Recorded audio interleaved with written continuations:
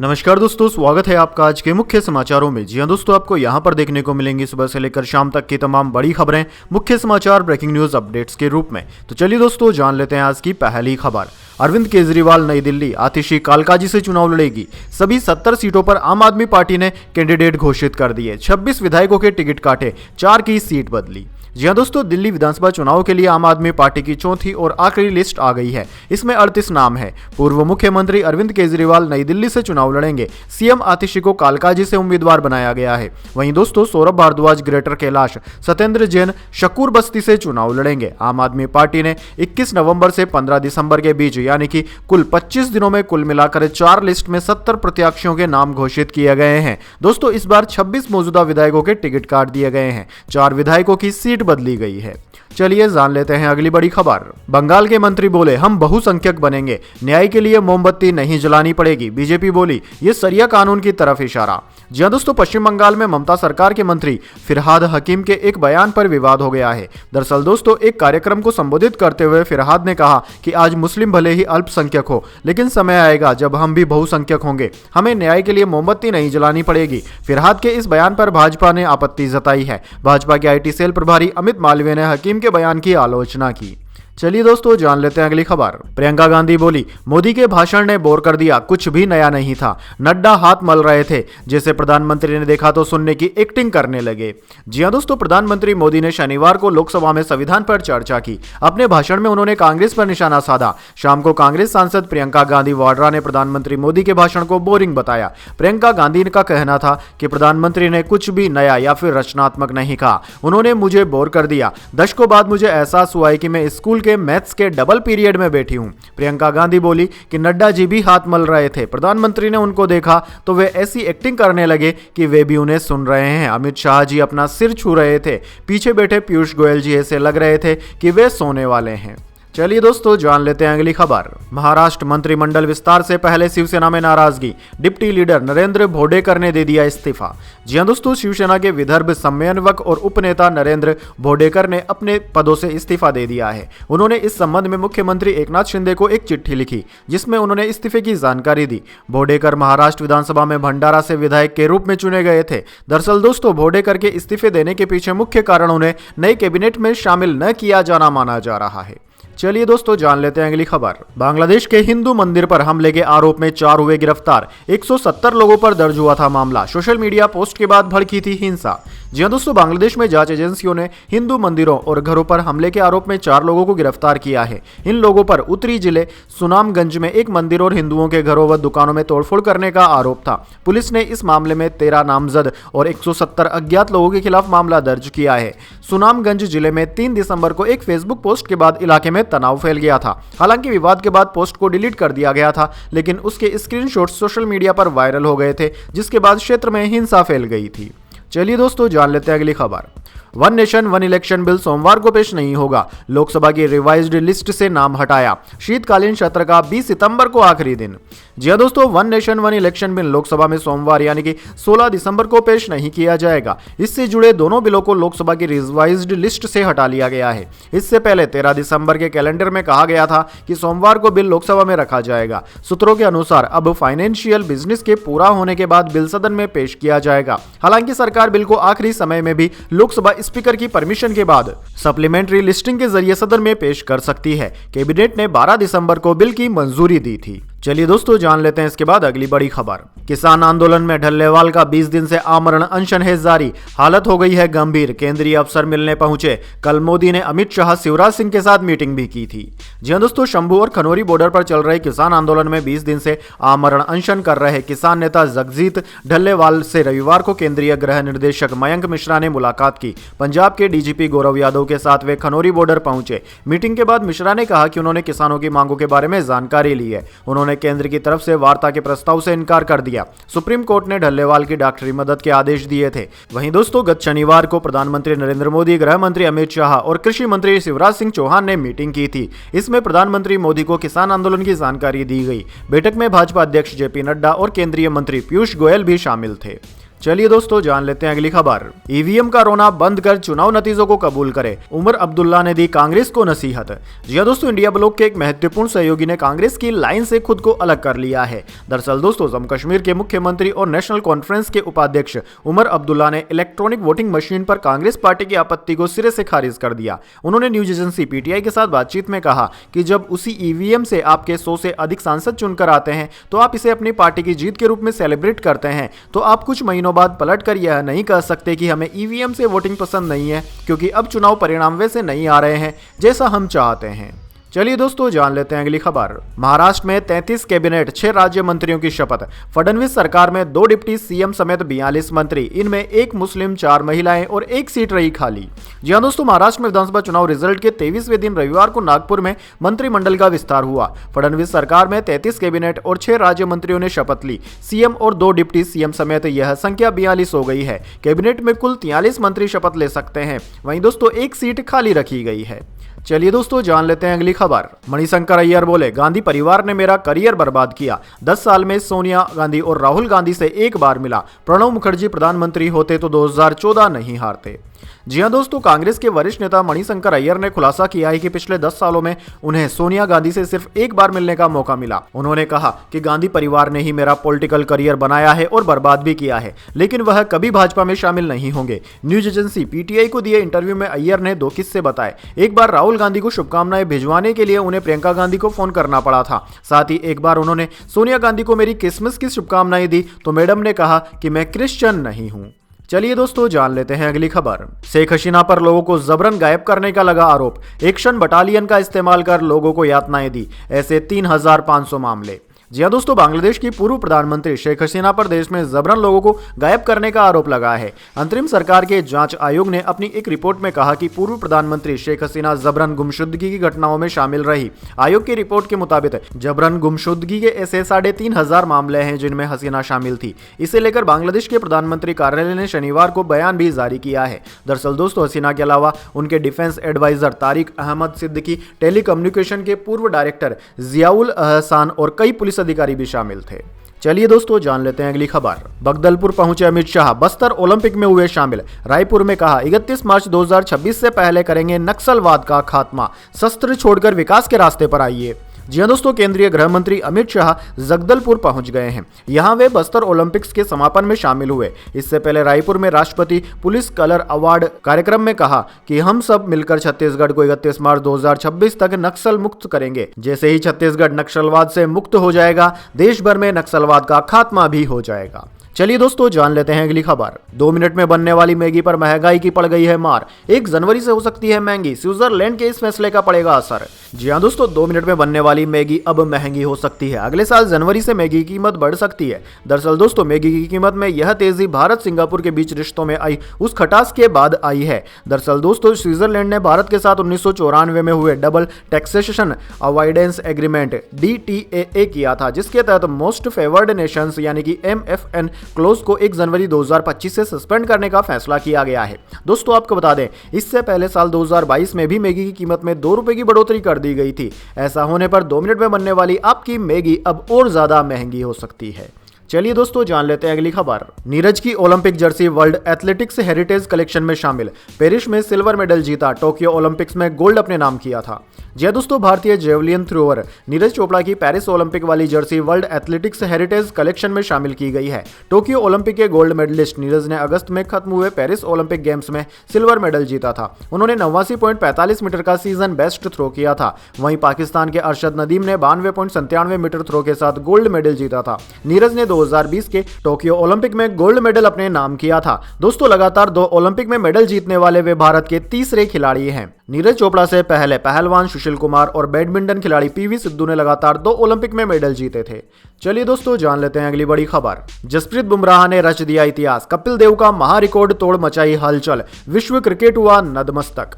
जी हां दोस्तों, जसप्रीत बुमराह ने ऑस्ट्रेलिया के खिलाफ तीसरे टेस्ट मुकाबले में शानदार गेंदबाजी करते हुए 5 विकेट होल करने का कमाल कर दिया। एक बार फिर बुमराह ने अपनी घातक गेंदबाजी के दम पर ऑस्ट्रेलियाई बल्लेबाजों के होश उड़ा दिए हैं। बुमराह ने 5 विकेट होल करके एक खास रिकॉर्ड भी अपने नाम कर लिया है। दरअसल दोस्तों, बुमराह अब सेना देशों में भारत की ओर से सबसे ज्यादा 5 विकेट होल करने वाले गेंदबाज बन गए हैं। ऐसा बुमराह ने कपिल देव के रिकॉर्ड को तोड़कर कर दिया है। बुमराह के नाम 8वीं बार सेना देशों में 5 विकेट होल करने का रिकॉर्ड दर्ज हो गया है। वहीं कपिल देव ने अपने टेस्ट करियर में 7 बार ऐसा कारनामा किया था। चलिए दोस्तों जान लेते हैं अगली खबर। लाल कृष्ण आडवाणी आईसीयू में भर्ती, हालात स्थिर। 7 महीने में चौथी बार तबीयत बिगड़ी। मार्च 2024 में भारत रत्न से सम्मानित हुए थे। जी हां दोस्तों, भाजपा के वरिष्ठ नेता लाल कृष्ण आडवाणी को दिल्ली के अपोलो अस्पताल में भर्ती कराया गया है। वे आईसीयू में भर्ती हैं। अस्पताल के मुताबिक उनकी हालत स्थिर है। 97 साल के आडवाणी को करीब 2 दिन पहले अस्पताल लाया गया था। उनके परिवार ने बताया कि उन्हें सर्दी खांसी की परेशानी हुई थी, जो पोल्यूशन के चलते और बढ़ गई। फिलहाल उन्हें 48 घंटे के लिए न्यूरोलॉजी विभाग में डॉक्टर विनीत सूरी की देखरेख में रखा गया है। कल के बाद उन्हें डिस्चार्ज किया जा सकता है।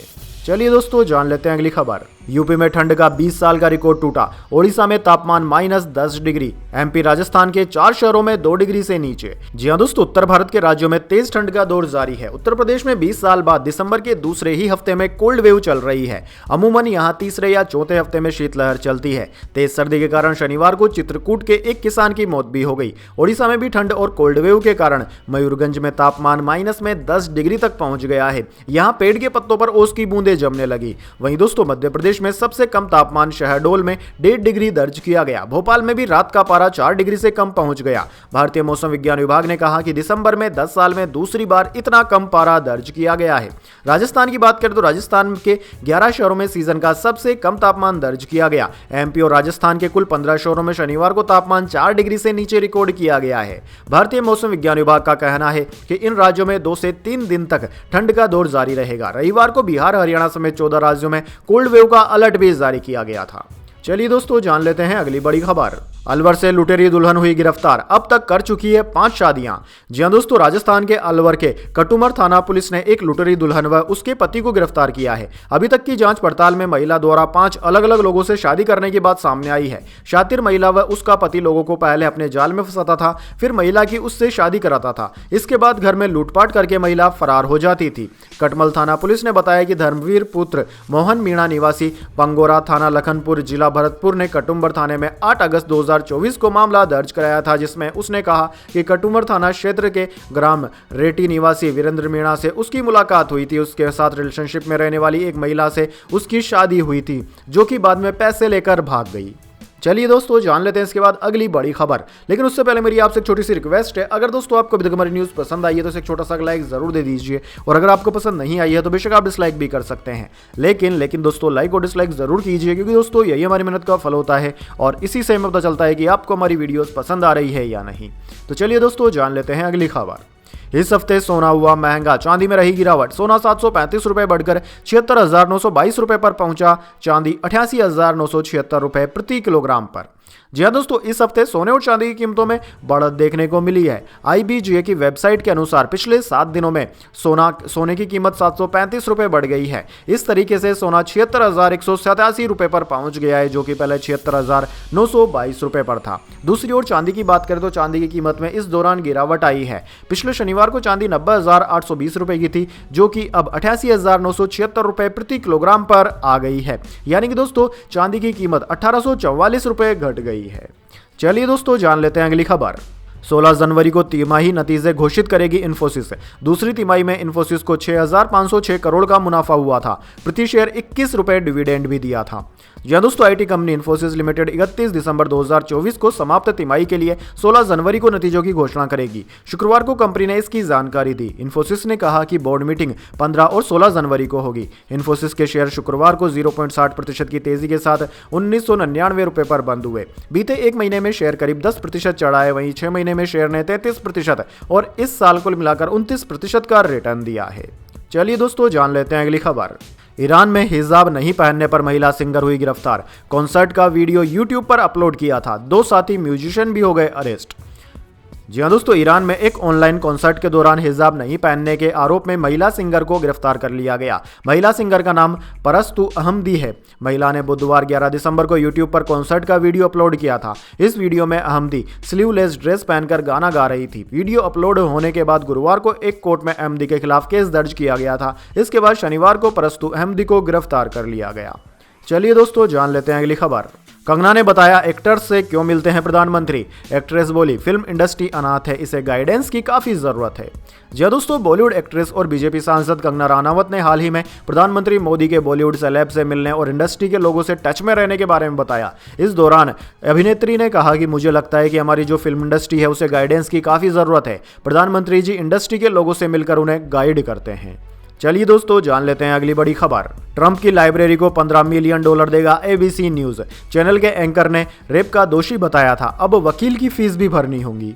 जी हाँ दोस्तों, अमेरिका के नवनिर्वाचित राष्ट्रपति डोनाल्ड ट्रंप की प्रेसिडेंसी लाइब्रेरी को न्यूज चैनल एबीसी न्यूज ने $15 मिलियन देने पर सहमति जता दी है। ट्रंप ने एबीसी न्यूज के खिलाफ मानहानि का मुकदमा दायर किया था। एबीसी न्यूज के एंकर जॉर्ज स्टेफानोपोलोस ने लाइव टीवी पर दावा किया था कि ट्रंप को लेखिका ई जीन कैरोल के साथ बलात्कार के मामले में दोषी करार दिया गया था। जॉर्ज ने यह दावा 10 मार्च को अपने शो दिस वीक में किया था।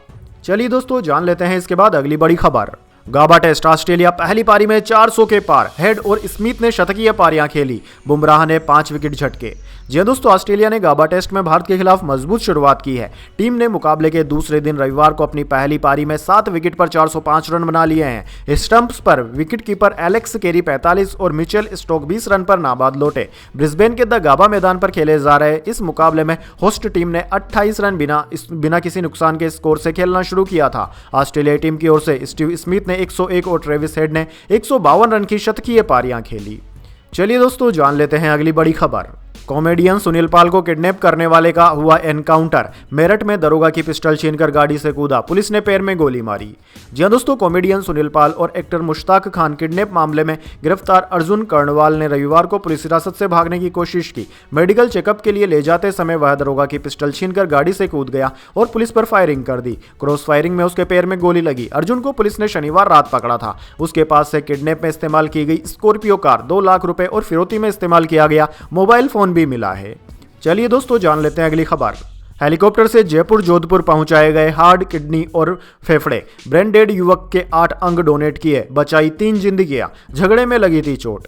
जी हां दोस्तों, राजस्थान में पहली बार ऑर्गन ट्रांसप्लांट के लिए हेलीकॉप्टर का इस्तेमाल किया गया। 3 घंटे के अंदर हेलीकॉप्टर ने झालावाड़ से जयपुर और जोधपुर में हार्ट, किडनी और लीवर पहुंचाए। अंग सुरक्षित रहे, इसलिए जयपुर के एसएमएस हॉस्पिटल और जोधपुर एम्स के 1 किलोमीटर के दायरे में ही हेलीकॉप्टर की लैंडिंग कराई गई। दरअसल दोस्तों, 10 दिसंबर को झालावाड़ के एक युवक विष्णु, जिसकी उम्र 33 वर्ष है, को एसआरजी हॉस्पिटल में एडमिट कराया गया था। विष्णु का झगड़ा हुआ था और उसे सिर में चोट लगी थी। सिर के ऑपरेशन के बाद भी 13 दिसंबर को वह ब्रेन डेड हो गया था। इसके बाद परिजनों ने ऑर्गन ट्रांसप्लांट के लिए परमिशन दे दी थी। चलिए दोस्तों, जान लेते हैं अगली खबर। मैंगो के फाउंडर इशाक इंडिंग की एक्सीडेंट में हुई मौत। हाइकिंग के दौरान चट्टान से फिसले थे। यूरोप के सबसे बड़े फैशन ग्रुप्स में से एक है मैंगो। जी हां दोस्तों, स्पेनिश क्लोथिंग रिटेलर मैंगो के फाउंडर इशाक इंडिक की शनिवार को एक एक्सीडेंट में मौत हो गई। वह 71 साल के थे। स्पेनिश मीडिया के अनुसार इंडिक की मौत बार्सिलोना के पास अपने परिवार के साथ हाइकिंग के दौरान गिरने से हुई। दरअसल दोस्तों, एक पुलिस प्रवक्ता ने कहा कि बार्सिलोना के पास मोंटसेराट गुफाओं में रिश्तेदारों के साथ हाइकिंग के दौरान इशाक इंडिक फिसल गए और चट्टान से 100 मीटर से ज्यादा नीचे गिर गए। एल पेस अखबार ने कहा कि इंडिक का बेटा दुर्घटना स्थल पर था और पुलिस को दोपहर करीब 1 बजे बुलाया गया। एक हेलीकॉप्टर और स्पेशलाइज्ड माउंटेन यूनिट को घटनास्थल पर भेजा गया है। चलिए दोस्तों, जान लेते हैं अगली खबर। पंजाब में 8 इंटरनेशनल ड्रग तस्कर हुए गिरफ्तार। यूके में बैठा धर्मा संधू देता था task. 4 kilo heroin, drug money समेत हथियार मिले। जी दोस्तों, अमृतसर ग्रामीण पुलिस ने एक सफल सीक्रेट ऑपरेशन चलाकर यूके स्थित हैंडलर धर्मा संधू से जुड़े 8 संदिग्धों को गिरफ्तार किया है। इस ऑपरेशन में पुलिस ने भारी मात्रा में हेरोइन, हथियार और ड्रग मनी को भी जब्त किया है। फिलहाल पुलिस सभी आरोपियों को हिरासत में लेकर उनके बैकवर्ड और फॉरवर्ड लिंकेज की जानकारी हासिल कर रही है। डीजीपी पंजाब गौरव यादव ने जानकारी दी कि इस ऑपरेशन के दौरान पुलिस ने 4.5 किलोग्राम हेरोइन, 2 ग्लॉक पिस्टल, 2 पिस्तौल, 1 पिस्तौल, 1 जिगाना पिस्तौल, 17 जिंदा कारतूस और 1.5 लाख की ड्रग से जुड़ी नकदी भी बरामद की है। चलिए दोस्तों, जान लेते हैं इसके बाद अगली बड़ी खबर। ईएमआई भरने के लिए बिना पसंद की फिल्में की, अब स्टूडेंट्स को बिना कोलेटरल के देंगे लोन। विवेक ओबराय ने कहा, इससे सामाजिक बदलाव होगा।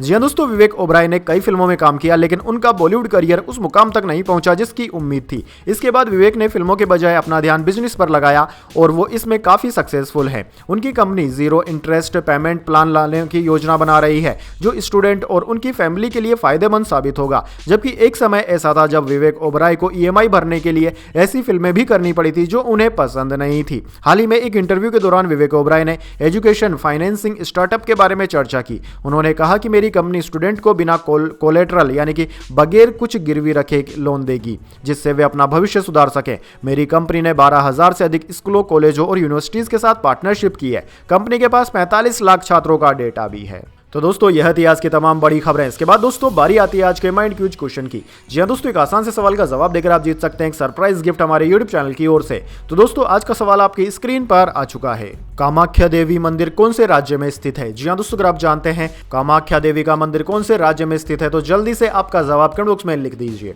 अगर दोस्तों आपका जवाब होता है एकदम सही और आप चुन जाते हैं लकी विजेता के रूप में, तो आपको मिल सकता है एक सरप्राइज गिफ्ट हमारे यूट्यूब चैनल की ओर से। तो दोस्तों जल्दी से अपना उत्तर कमेंट बॉक्स में लिख दीजिए, वीडियो को लाइक कर लीजिए और चैनल को सब्सक्राइब करके बेल आइकन भी दबा लीजिए। धन्यवाद। वंदे मातरम। जय हिंद, जय भारत।